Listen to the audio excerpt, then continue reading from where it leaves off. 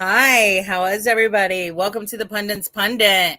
We have an action-packed show for everyone tonight. And Jay will be coming back on in a moment, apparently. When Jay figures out how sound works. Right. And and at the moment we have Mr. Jacob Christner, the Pundits Pundit, after What's out up? of Atlanta. Yep. And we have Mr. Scott Morganroth at Tribune South, the Detroit Motor Mouth. And we have Mr. Denzel Snipes, also known as the son of Wesley and Denzel. So let's come on in whenever he gets a second. But like I mentioned, go ahead. I'm sorry. I was saying all I can think about is we were seeing this whole deal with Dan Snyder today, and all I see is that picture of him with the mustache and beard, the 5 o'clock shadow, and he looks like Ted Lasso coming out of rehab. That's funny. It's a good thing, but right before we came live, there's another article came out. So we already know there's two federal investigations into poor business practices and financial statements and financials, right? From the feds into the commanders and what he's done with them. So we have the double sets of books. We also have what he's done to the NFL and the NFL owners. And then I haven't read the other article, but there's another article out right now as well. So nice. So way to go, Mr. Snyder. And I really hope you get to sell.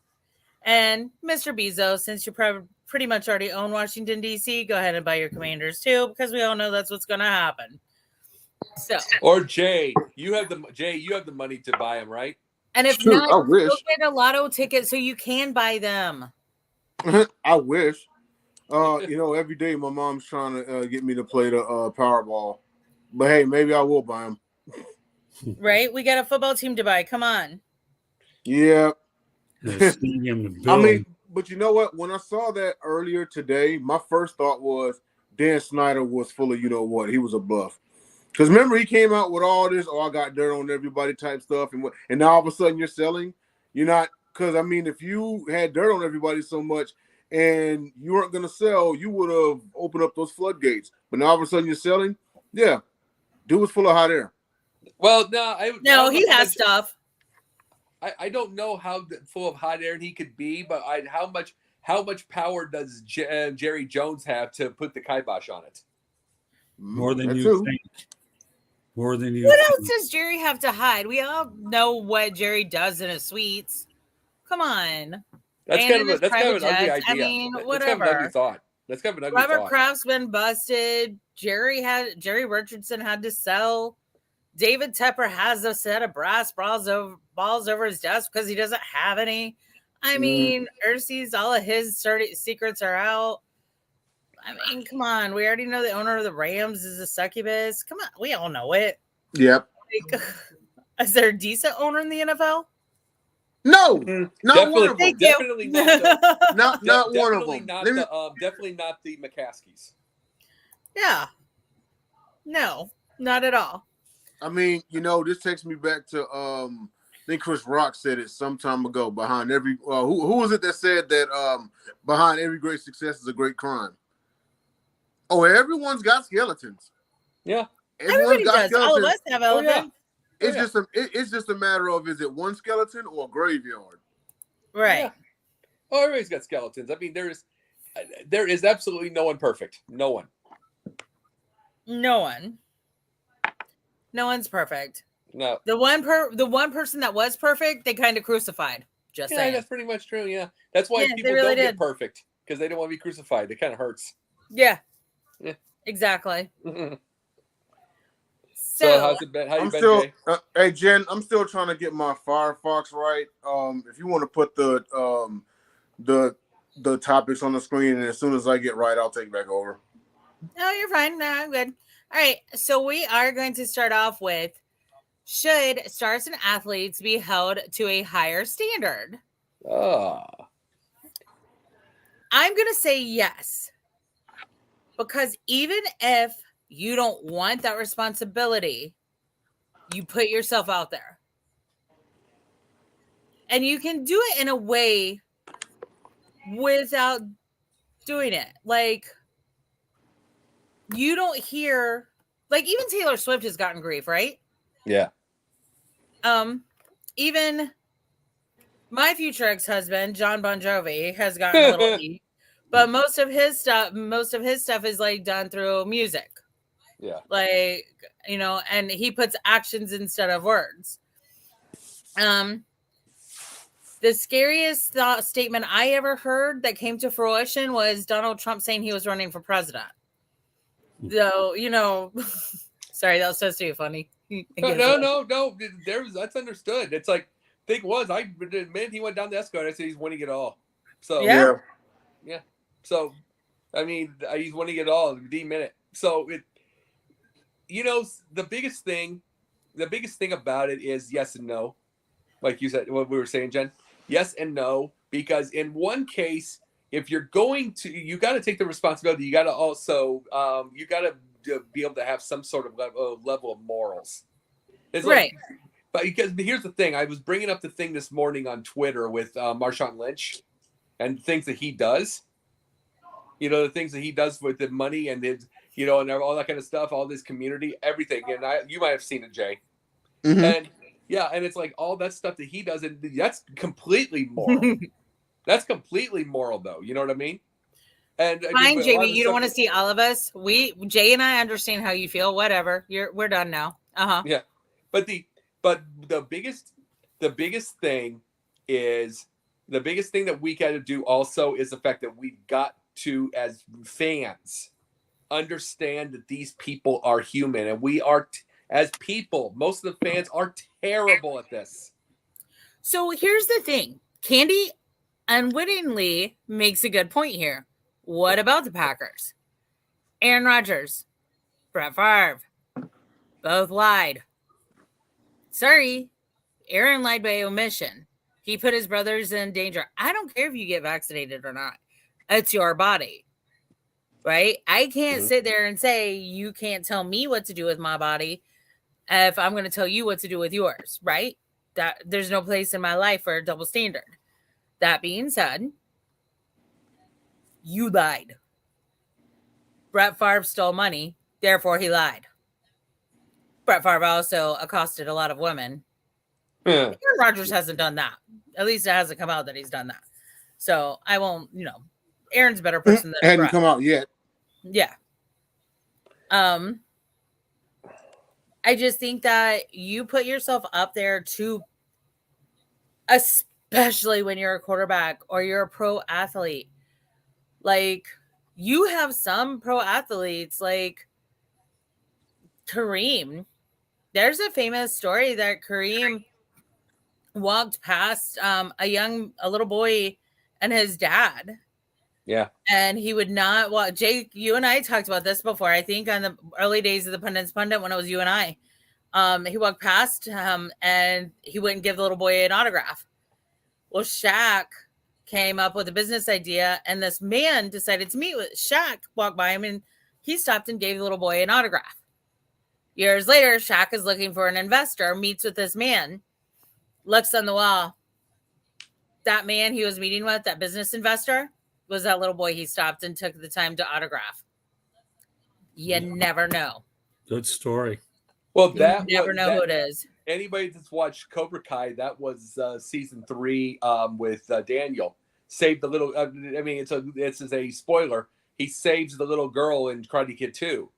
That girl ends up being his main investor to save his business. Yeah.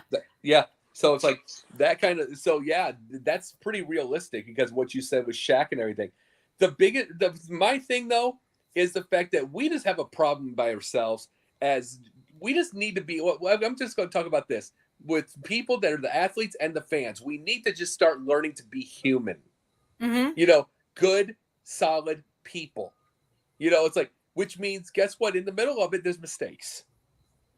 In the middle of it, there's mistakes. In the middle of it, there's going to be flubs. There's going to be okay. Sometimes you might get pulled over for DUI. You might have these deals. You might have this, but we need to be human as in learn from our mistakes and get to. It's like what we do is like it's one thing when a 9-year-old boy turns somebody into a superhero, like as an athlete.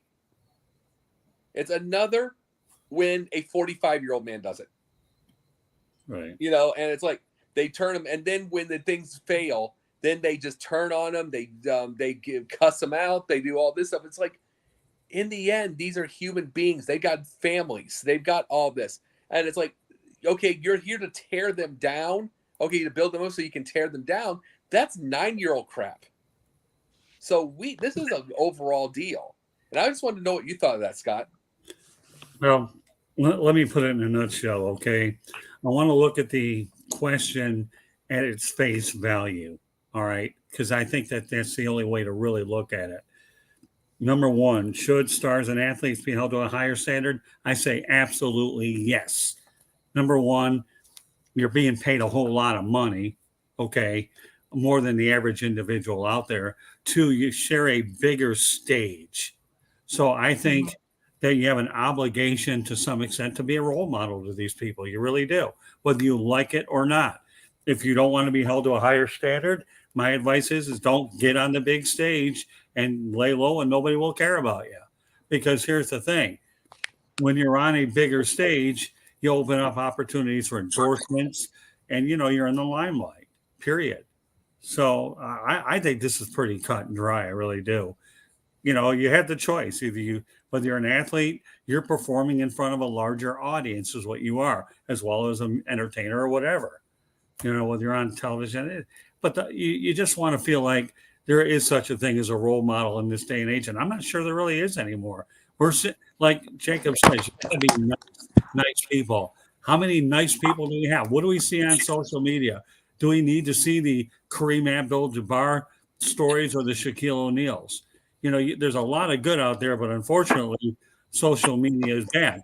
And I hate to bring this up because it's really, I know it could drag out a while, but Kyrie Irving is anything but a role model. He really is. He has a pathetic track record because of his pathetic work ethic and all the drama that he creates. But again, I don't want this topic to get out of control. But yeah, I do think they should be held to a higher standard, not only income wise, but exposure and everything that goes with the territory. What got me with Kyrie? Yep, exactly, Kathy. Very much so. What got me with Kyrie and Kanye, for example, what gets me with all this is I brought this up, as you know this, Jen. And probably Scott, I brought this up with our little debate with one of our people tonight. You know what I'm saying? With our little debate conversation. Right. I brought this up. Kanye, I've known Kanye and Kyrie are absolutely out of their batshit mind. I've known this for a while. Some of the things that they've said, some of the things they've done, they've done all this. People mostly ignored them until it got political. This is where we have problems. It's the fact Kanye has always been a problem. Kyrie's always been a problem. Look at the amount of things that he's done over the years. I've had to bring up the list. They've always been problems. But now it is a bunch of lemmings from social media, bunch of lemmings that now go on the attack. Yeah, Kyrie, this doesn't shock me that Kyrie says this stuff. He's always been nuts. He should he? Here's the thing, I brought up. Should he apologize? No, because it wouldn't be genuine. It wouldn't be genuine at all. It's like, here's what I say with all something like this. Instead of the PR apology from some publicist, why don't we just, okay, why doesn't he just, okay, leave the public eye, hypothetical. Leave the public eye. Go find yourself. Go change. Until then, if you're not out of the public eye, just be what you are, but go change. But the world doesn't need to know your business. It's like, these are jerks. These are jerks. These are nasty. I bring up, there are some of my heroes have left their kids. They never go see their kids. They just kind of left them for dead. They've snorted cocaine. They've done all this stuff. They're not perfect individuals, but it's like, if you're as bad and what Kyrie and Kanye have said, you're all this stuff, and then now you're mad because you didn't like Trump. They've been horrible way before this. So Well, this is just people. Let me just say one thing real quick. Kyrie and Kanye have the right to their beliefs. Yeah. But they need to be fact checked. The road is not flat. Yeah. This has been proven. Mm-hmm. They have education and educational opportunities that are enviable. Right. Both of these men. Well, I'm sorry, Jennifer. And Let me add Antonio Brown to the thing as well, because if you're talking about a guy like him who should be held to a higher standard, he's the biggest clown that I've ever seen since Bozo and Oopsie. Antonio Brown, I think there's something else there. Yeah, but yeah, that's been his There's something else going on with Antonio Brown. Yeah, but Vontez Burfict, because he wasn't always this way. Nutcase. Yeah, Antonio Brown he wasn't that bad until he got hit. That's been more recent. That might be a genuine case of CTE. I'll say this much. This is just my humble opinion. Like, I get what Scott's saying. I get what Jacob's saying. This is just me. I think people put too much stock into stars and athletes. The ones who should be held to a higher standard are policemen, firemen, teachers, military, etc. Those are the ones that should be put to a higher standard, really, because those are the ones who, exactly, the ones that should be, okay? Because you watch LeBron James play 3 times a week, and in the off season, maybe he'll get on Instagram or something like that. That's it. But you encounter your mom and dad every day. Charles Barkley said back in the day, "I'm not a role model." Exactly. And remember the flack he got for it, and remember the side that was like, "Well, he's right." He should not be a parent to your child. You should be if you got kids. Yeah. I think that this is me. Now, it doesn't change what actually happens, because let's face it. In America, people follow money. Yeah. And seemingly there has been this narrative that the more money they have, the higher character they have, the better of a person they may be. No. And it's all coming out the reverse. I think the less money you have, the more character you have. No. What I'm saying is the perception in America is they tend to value people based off their bank accounts. So obviously, the more money you have, the more talent you have, the more upstanding of a character you have, so forth and so on. We've all seen our run-of-the-mill of all your money away to charity and all that stuff. And then when you don't, then they say, "Oh, he's got all the money in the world. He should do that." They do that kind of stuff. The people on the social media do that all the time. Yeah, they do. You know what? And it's a great. And I'm just telling you. I'm just telling you how it is currently in society versus how it should be. But I will say, I do thank Trump for this. I do think that tide is changing. And I think that's why people like Ryan Neese and what he's doing and keeping athletes from going broke is really helping out our society a lot. Great segue. Great segue. Thank you. Sorry to cut you off, Jay. I really wanted you to finish that, but I'm looking at the time too. So, no. You're all good. All right, Jacob, this was you, right? Yep. I'm bringing this up. Ryan Neese played in the NFL about 6-7 years. He was noticing everybody. He was noticing everybody that in his locker room that was buying Rolexes and like 4 cars at a time, and they end up being broke. But he also another thing. I was reading this in his interview. He was also noticing that they would end up getting these money managers that would they would forget, they wouldn't pay attention to their money because they had the money manager. They had all the money in the world. All of a sudden they find out one day they're broke. They just got filched. So he decided he's going to start up his own. And he's saying there's a very few money managers that truly care about their people. And you got to realize, you've seen the show. Any of you've seen the show Ballers? No. Yeah. I watched it in Ballers. It's with The Rock. Scott, it's with The Rock. It's really good. It's basically what he is a former football player, Spencer Strassmore, who starts up his own.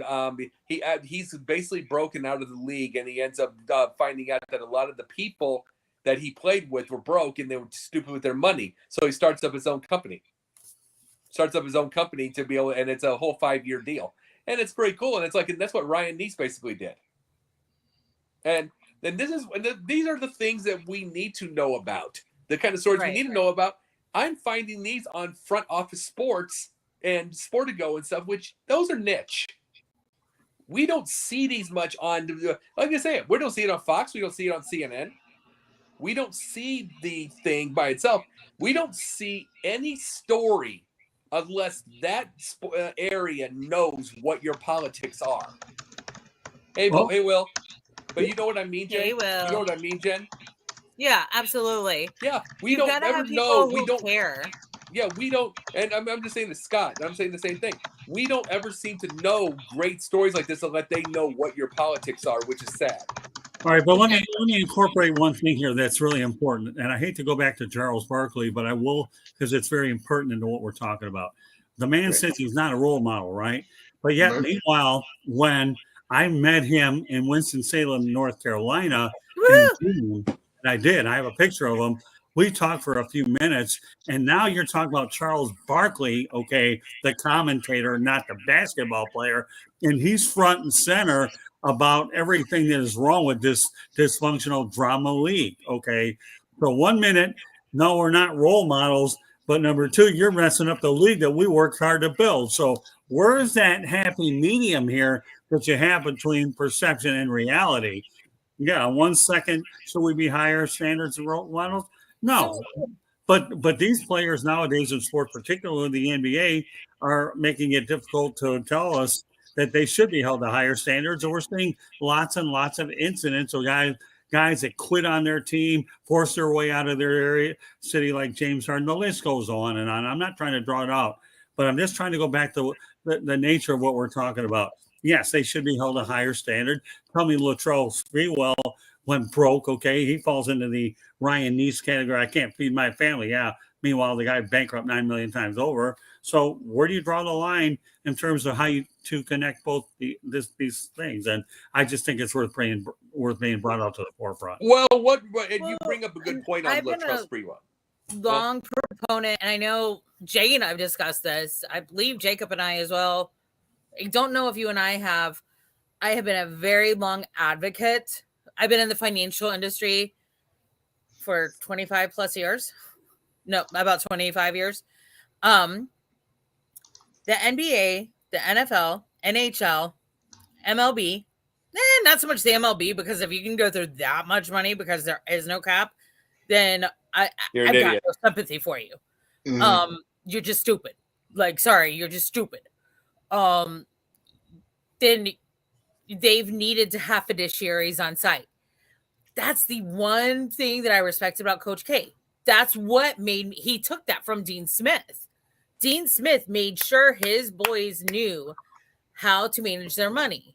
That is why the very first NBA player to become a billionaire came from Carolina. Mm-hmm.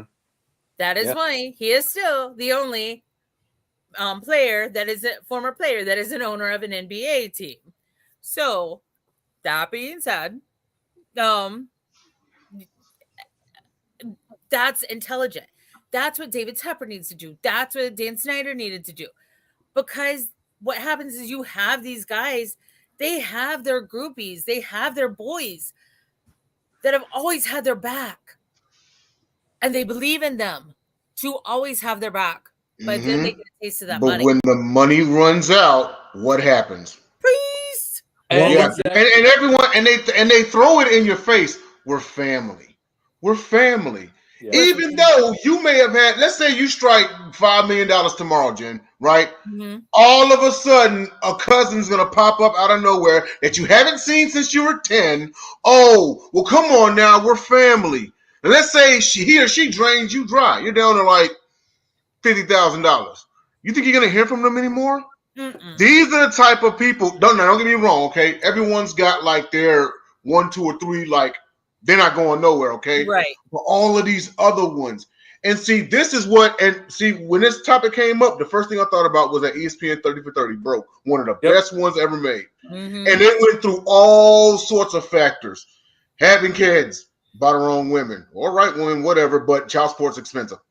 Bad investments, partying, outlandish spending, you name it, you know.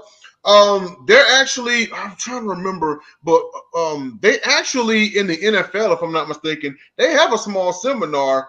It might not be as extensive as Ryan Neese's, but they have a small seminar with like the rookies that just got drafted on how to manage their money. And Michael Irvin once commented, "I wish I would have had this when I first came into the league." But it's And it one was day. symposium. It's not even a full day. It's usually a symposium. Yeah, like each team needs to have a fiduciary on staff. Yeah. Like That's it. a fiduciary that gets paid well, that gets, because fiduciaries, my parents have a great fiduciary. And like, I don't know. Like, I just feel like, especially when you're somebody like freaking David Tepper, who's made their money off of investments. Here's a suggestion. Here's a suggestion. Seeing as we're talking about finances here, every single team, major organization, and whatnot, they got a CFO, right? Chief Financial Officer. Yeah. Why not put it on them? Hey, you're real good with finances. You're our chief financial officer. You make us money. You keep us from going broke. Hey, you manage our. Why don't you bring these guys in for about an hour, maybe even 2 hours? You're only doing it essentially once a year. Why don't you bring these guys in? Teach them how to manage their finances good. Who better than the CFO? Right. Exactly. But here's the thing too. You brought up Latrell Sprewell, Scott. There's a thing about this that people forget. Is the fact that he says 21 million, I got to feed my kids. People laughed at that, and they well should have. They well should have laughed at it. But here's the thing. Someone like Latrell Sprewell obviously didn't have a financial education to say that. It's obvious that he was taking every 2-week check and just draining it, whether it's getting cars and putting leases, whether it was, okay, I'm going to help my buddy.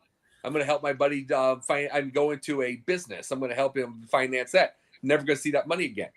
There are so many like Latrell Sprewell that are still out there. It's why I still bring up the Marshawn Lynch's, the LeBron James, the James Hardens, the Naomi Osaka's, the Serena Williams. It's why I keep bringing these up on Twitter. By the way, my Twitter is on that thing, on my little title there.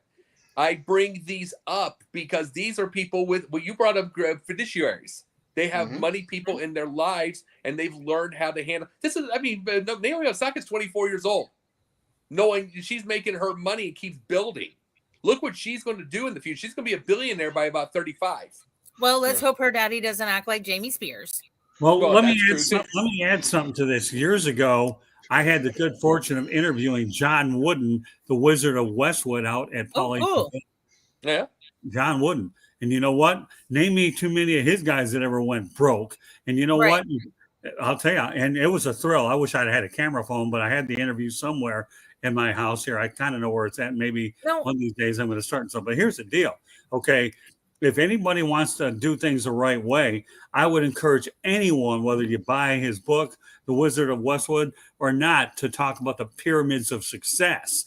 And here's a guy that was so successful, okay, in college basketball, winning, I believe, 33 straight in a row, and he's like won 10, 11 championships.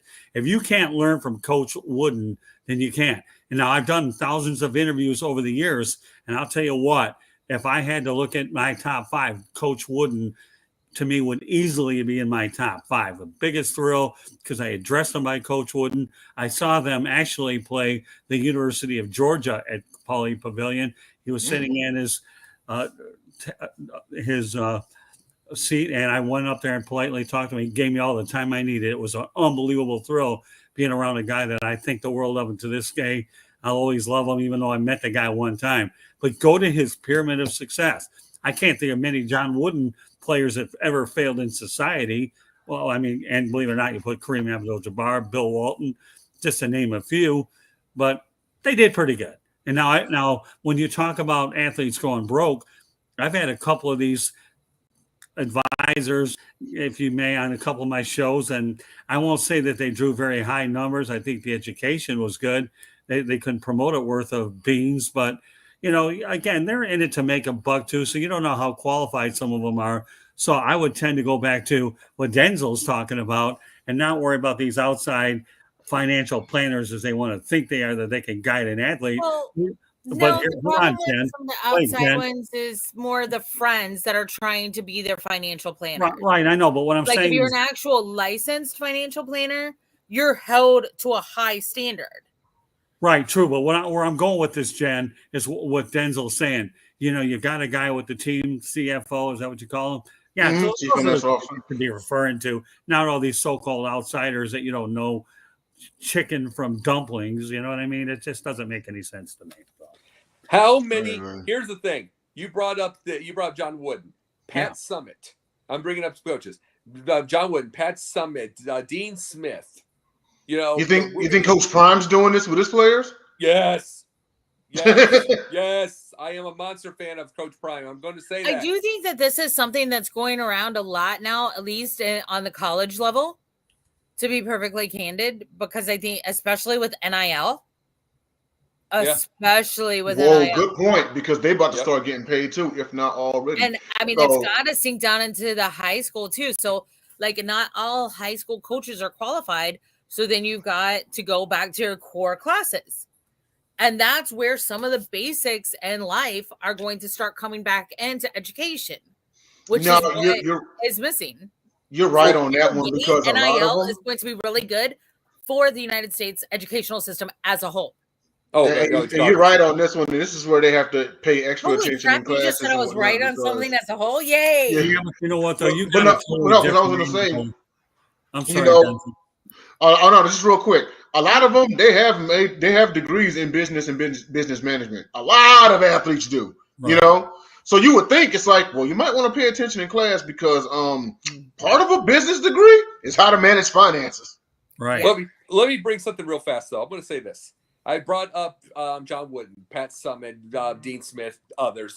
Coach Prime now, by the way. Coach K was really big into it too. Yep, K. Yep. And you're making me compliment Coach K. Stop it, Jacob. Yeah, the reason I brought them up is because each and every single one of them, it was more than finances. It was how to put Scott, how to put your socks on. Right. Not just putting your socks on, not just putting your clothes on. If you were going to do that, you just have a hoodie and jeans. Dressing well, dressing the part, doing your money, getting up early, getting your life going, getting proper cleanliness. Every single, look, you heard that video today, Denzel, with Prime, with Coach Prime, telling him you're not getting out of here in Houston. Yeah, it's true. Because you're not going with your people anymore. He's teaching these kids this. And it's like, all of this that you're teaching will also go over to your money, because it's all discipline. Right. Everything goes into discipline. You can teach everything. If these kids don't have the discipline later on, it's not going to absorb. It's not going to absorb if they're not. It is not going to absorb if they don't have proper discipline on the basic, easy little deals. Heck, just putting your socks on right. Go ahead, Scott. I'm sorry. You've been trying to here's the thing, okay, that we talk about NIL. This is relatively new. So there are a lot of things that we're going to figure out over the course of the next year or two as it becomes more and more acclimated to what we're doing now. I mean, let's face it, there's a lot of unknowns about the NIL. And yeah, I give you guys credit. If you have a business degree, it certainly makes a whole lot of sense. But again, even if you have a business degree, it doesn't mean you're not going to be affected by outside influences, because you will. You know, the temptation is, I'm going to want the better car or the better watch, but you better hope that you're able to manage your money. And that's where that between material and non-material items, because let's face it, once you take it out of the bank, it's certainly hard to put it back in the bank, as we all know, if we've gone through our savings accounts. I think we can all appreciate the fact that we've gone through it. Definitely will. Definitely. Pretty much to go into the pros now, you do have to have a couple of years of college. You have formed a relationship with at least a professor or a coach. That coach knows somebody who's made a successful career as an accountant or as a CPA, as a financial planner, as a fiduciary. Someone, go get that reference, that referral. I make that joke all the time. I suck in math, so I work for a bank. Don't worry, people. I don't deal with money. So, but you know what I've done my entire life? Surrounded myself with people who are good with math. Mm-hmm. Because I'm not good at it. So I wanted to work on that strength. And speaking of strengths, this is a Jay topic that we're going to be going to now. So you want to take this one, Jay? Sure. Let's see. Let's put it on the screen. So sorry, I took it away from you. I was doing. I regularly thought about this the other day, and I was like, "Wow, this is a moment that doesn't get talked about enough." So there was a game in 1989 at Seattle at Cincinnati, and some of the fans had started getting unruly and were throwing snowballs on the field, throwing items on the field, and whatnot. And Sam Weiss, head coach of the Bengals, had went and grabbed the microphone, stadium mic, and said, the next person that you see throwing something on the field, get them out of here. Show some class. You don't live in Cleveland, you live in Cincinnati. Crowd roared. Now he just burned an entire city in one take, but also at the same time he addressed unruly fans and undressed Cincinnati and undressed Cleveland. Yeah, pretty much. You know what I mean? And and for anyone out there with a problem with what he said, that Bengals team that year went to the Super Bowl and almost beat the 49ers. So it's not like Sam Weiss is not worth two grains of salt. Oh, he was a great coach. He was awesome, and he doesn't get talked about enough. But I understand he wasn't up there with the Bills and the Toms and all of them, but he was before the Bengals before they went to the Super Bowl last year. During the time when Dalton was there and they were winning the division, making playoffs. It's been a long, long, long time. Like he was their coach the last time that they were good, But it was more than just being a coach. Like he was a man of class, He was a man of discipline. He didn't just want his team disciplined. He wanted his fans disciplined, But going into a broader sense here, because let's face it, over time, fans have gotten worse. I know Jacob is salivating right now. And what I'm saying, they have gotten progressively worse. They've gotten to the point to where they yell racist things at players. They jeered. There was a clip of a drunken couple who jeered at LeBron James and said the wrong thing, and they were escorted out. But it's like, they've gotten into this mindset of, okay, I paid all this money for a ticket. I can do whatever I want. Right. And that's not the right mindset to have. So I was just curious to hear you guys' thoughts on not only that time that when Sam Weiss said that, but fans overall. Well, here's the thing. Sorry, go ahead, Scott. I remember him saying it too. I'm old enough to remember these kind of things. And I thought it was absolutely bold and fantastic. And I wish a lot of coaches would go ahead and follow the lead of Sam Weiss. He was a pretty good coach. I believe he coached Boomer Esiason, if I remember right. Yep. Yes, he did. Yep. Those were some pretty good Bengals teams. But here's the thing. I wish it in my mind that more coaches would have they would go out there and take it upon themselves to let their fans know it with a microphone. And what Sam did to me is classic. We've heard classic rants over the years that you remember and catch your attention, but this to me was unbelievable. But you know what, Denzel, to make a long story short, you're right. As time goes on, fans are getting worse and worse and worse, and they trigger, who would have ever have thought Ron Artest would go ahead and run into the stands with the malice at the Palace.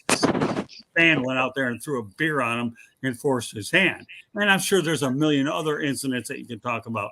But I love what Sam did. He was a good coach. He was well respected in the coaching business. Fine player. So if he had to take down another city, yeah. Are we forgetting that on Monday Night Football, these two teams, by the way, did play? And it so happens that Cincinnati lost to Cleveland. And yeah, they did. Hasn't even won a game against the Browns. Won't get into that. So it's ironic that you bring this topic up just 2 days after the fact that these two teams played. But there's no love lost between those two cities. They hate each other. But there was a period of time when they didn't hate each other when Cleveland moved to Baltimore, and that was it. So, that was it, yeah. But again, to make a long story short, I remember it as if it were yesterday, and I am proud of what Sam Weiss did, and I wish more coaches would take it upon themselves to do it. Well, one of the biggest things brought up about that was the fans, and they've got progressively worse because of social media. That it's like I'll give you an example. You know the Pete Rose story, Scott. You'll know this story. One of the guys that I believe it was a Cincinnati Reds game got drunk, started hammering on Pete Rose all game long. Finally, Rose was getting irritated with him. Finally, in his uniform, followed the guy out the stadium. follows him to his car. Guy has his wife with him, and then he tries to run to the car and get in and get away from him, and he doesn't lock it in time. And Pete Rose is in the back seat telling him, "What'd you say? What'd you say?" And smacks him in the back of the head, smacks him in the back of the head, smacks him. It's like, "What'd you say?" Well, that kind of stuff. Embarrassed him in front of his wife. What the guy doesn't even think about swinging back at him or doing anything or saying anything. He was just a drunk guy doing all this, and he got it completely embarrassed. And I'll bet you anything the wife divorced him for being that stupid. But I'll bet you he did. But you know what we have now? We don't have enough of those stories, and more of those. If we had a few more of those, or allowed to, maybe fans would get a little bit of a break. Because right now they do the equivalent of all that on social media, 50,000 times a day. Right. They do that thing to these people, but watch them in the stands every time they are one of the athletes gets in their face. Look at the size of their shoulders. Yeah. Look at the size of their chest. The width of these guys, and they could be 190, and the width of their things look like 240. Mm-hmm. They every single time they clam up, every time. But it's like you're not allowed to do what Pete Rose did anymore because the lawyers run the world. Right. It allows these people to do that. Well, go ahead, Jen. When I was in school, and I think when you're in school, Jacob, I can just speak for me. Jay, I don't really know how old you are. I'm 40. I kind of feel like the same 44, with you. Yeah. 24? Okay. 44. When we were in school, we were taught to respect each other. Yeah. True. That's gone away. Yeah.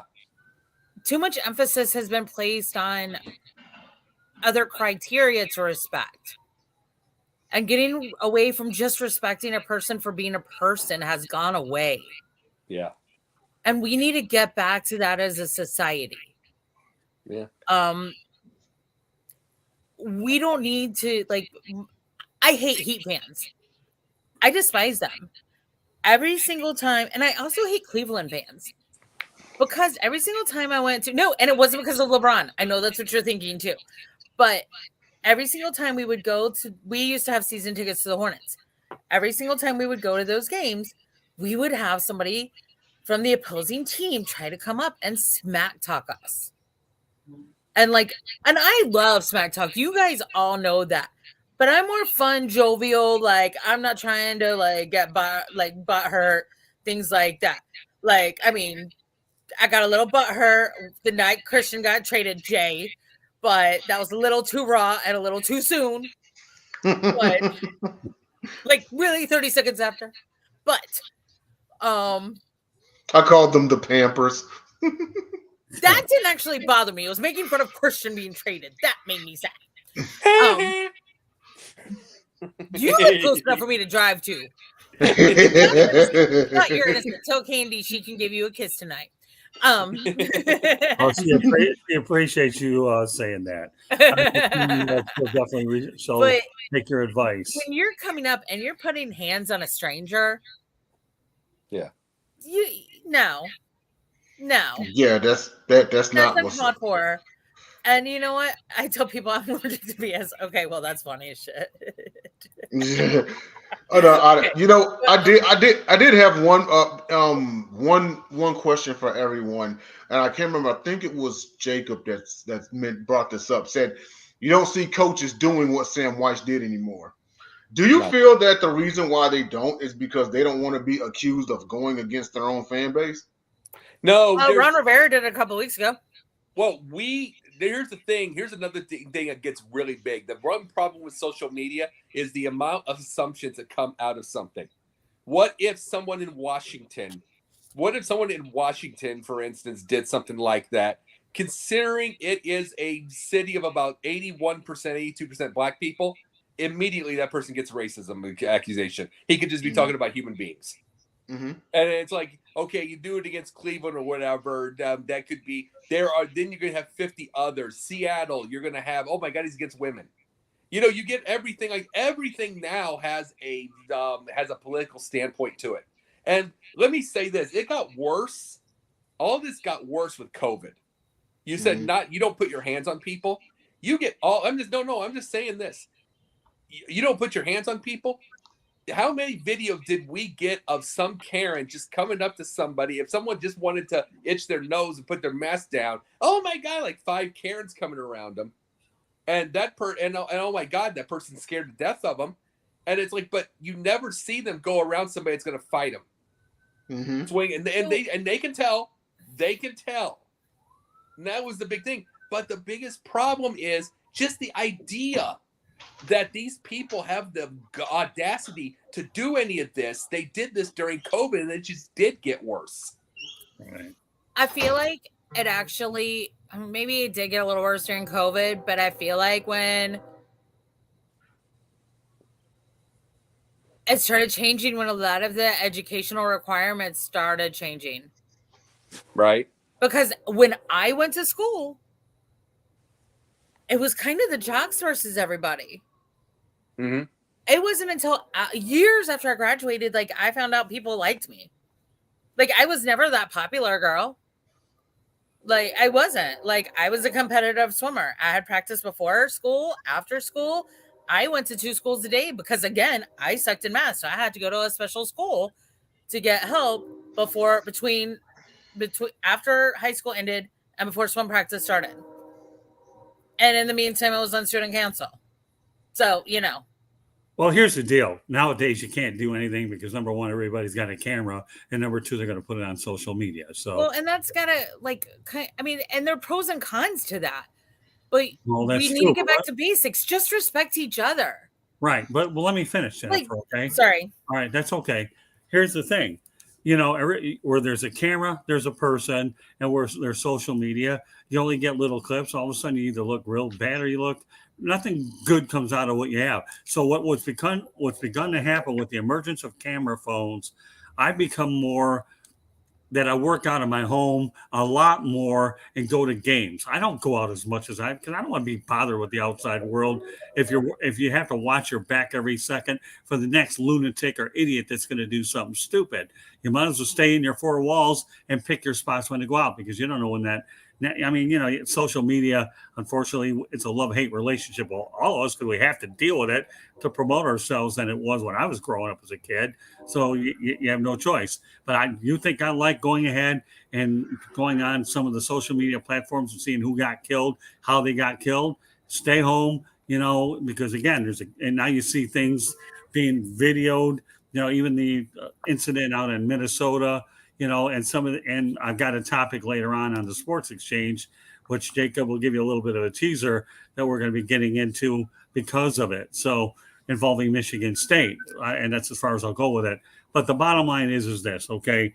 Whether we like it or not, I think that the coaches, they should talk. I don't think they're talking against their fan bases. Hey, be ruly, be respectful, and all that. That's all we're asking you to do because they are our visitors, and we want you as our we believe that you're family, but you have to treat everybody properly, or you don't have. We won't let you in here because remember, they don't want it. They don't want any lawsuits against the university teams either because of things. And worst of all, it's a bad public relations image for everybody involved.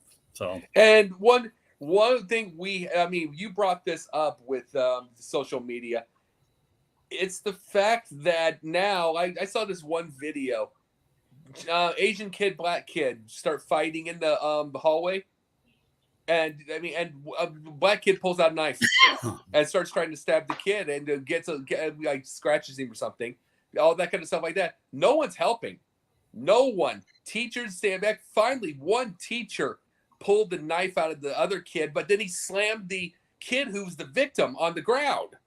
Slammed him instead of because they have this little deal right now. Everybody is a victim. They're trying to figure who's the attacker, who's the attackee, who is the at Let's fault. circle back to that next week because I actually have a topic around that I want to go on to.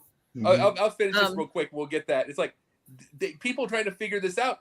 It should be as simple as but it's like people go on these phones now and then they edit.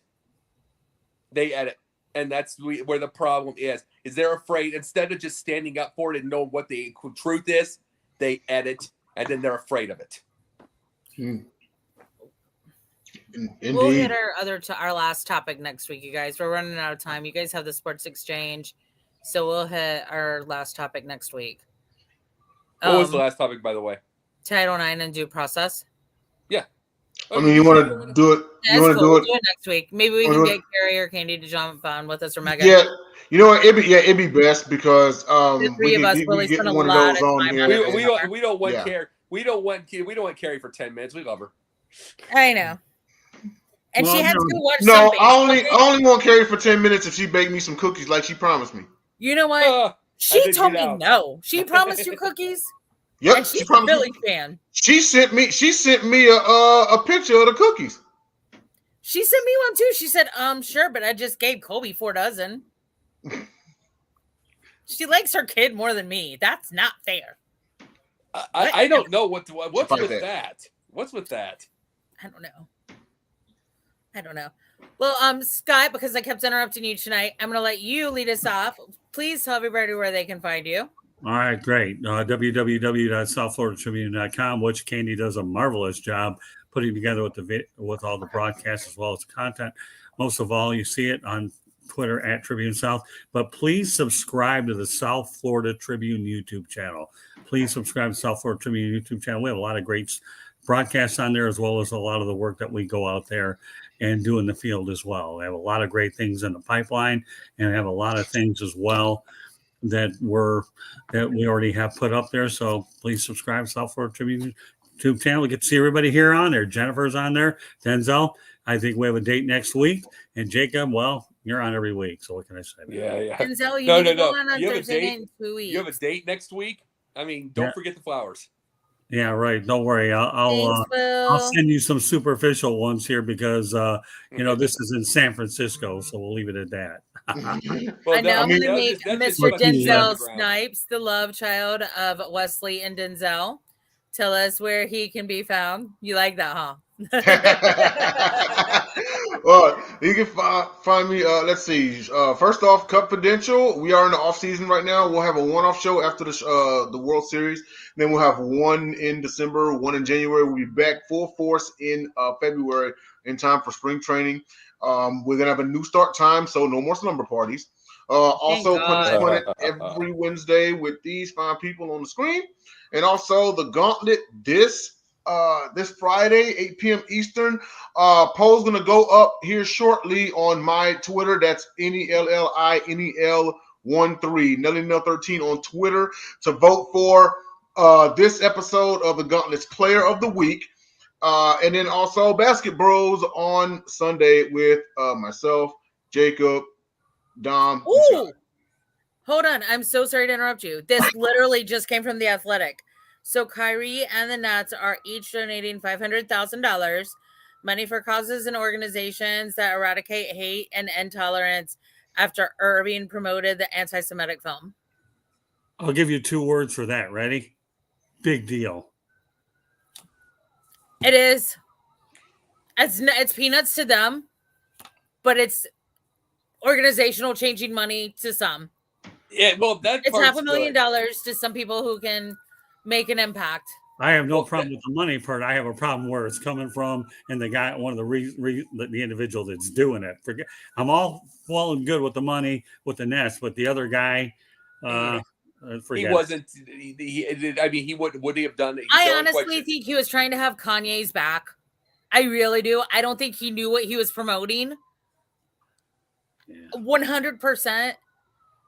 Kanye's delivery was 100% wrong. The actual facts weren't wrong, but his delivery was from what I understand, Kanye said, I don't pay Kanye attention anymore. He lost my attention a long time ago. Oh, Kyrie's a rebel with a cause, and for a guy that was Kyrie traded to the Lakers? No. My husband read that somewhere today, but I haven't found that anywhere. Kyrie, to me, didn't want to get vaccinated. Found every excuse in the world not to play. That's all I have to say about him. Well, the guy with the biggest. Well, he sucks. He sucks. Well, no. The biggest thing about this is the fact is it's one thing with the Nets. It's another with Kyrie have done that without prodding. And I'm not trying to go on a Kyrie bandwagon. I'm glad that organizations are getting $1 million. Yeah. At the end of the day, I'm glad they're getting $1 million to give correct information and education. Okay. Because guess what? The Holocaust happened. Guess what? Slavery occurred. It happened. Yeah. There's a Yeah, reason totally. Adidas dropped Kanye. You don't make those comments. You don't make those comments, especially to a German-owned company. Right. You don't. Well, everybody else has gotten rid of him too. Everybody. So Right. just saying that. Okay, Jacob, where can the people find you? Right into in front of you on Twitter, Jake the Pundit. Sunday nights I'm on Basket Bros. When I'm Basket Bros with with Denzel here, with Dom once in a while, me and whoever at the point, because we miss you, Will. We miss you. It's like and the Jen, and then we have these And me. and then of course Yes. Scott. Darn, I keep forgetting you. I apologize. Yeah, right. Same as Gomer Pyle would say. Yeah, golly. But Monday nights during the season is the NBA carousel with Megan Price. Tuesday nights during the season, no, you're good, Will. Tuesday nights during the season is confidential. We have no more slumber parties, like he says. Wednesday nights doubleheader Pundits Pundit and on the Sports Exchange. Thursday nights we're on a emergency break with TJ, but we usually do yin and yang, which is basically politics, psychology, the arts, and the films. We have that kind of deal. And then once in a while on Fridays, I'm on the Gauntlet. Once in a while when they give me a call. So I stay busy, and we're also working on films too. So I'm getting them going. And also, everyone, right after the Sports Exchange, come on back to Sideline Sports. We got the Sports Arena at 10 Eastern. And then after that is Both Sides of the Coin with JB Ellis and Adam Gold at 11 Eastern. Part of the loaded Wednesday slate. But better than Adam Silver. We got a lot of more for you, Balboa. Got a lot of more. Hey, Adam Gold, better than Adam Silver. Yes. Thank you, guys. And I'm sorry, I just reread a lot of what Kanye said. I was wrong. He's a dipshit. All right, peace out. Oh, he really is. Take care. Yeah, we always knew that. But again, I don't pay him any mind. Bye. Take care.